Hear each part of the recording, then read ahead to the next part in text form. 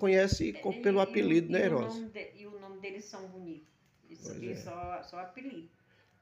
Fala aí o nome, os apelidos do teu irmão. O Bortinho, o nome dele é Luiz. Bostinha, olha o apelido do homem. Aí o Pereira, o nome dele é Raimundo Nonato.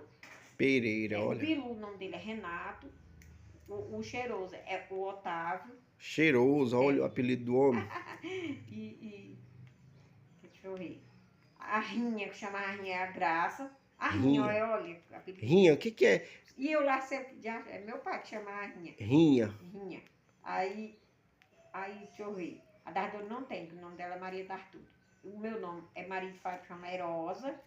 Eu acostumei, eu gosto. Tu gosta que te chame de Erosa? Eu não gosto. Ah, não gosta não? Pouca gente me chama Dona Fátima. É, Erosa, mas Eu já me acostumei.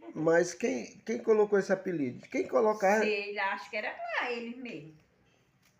Tudo.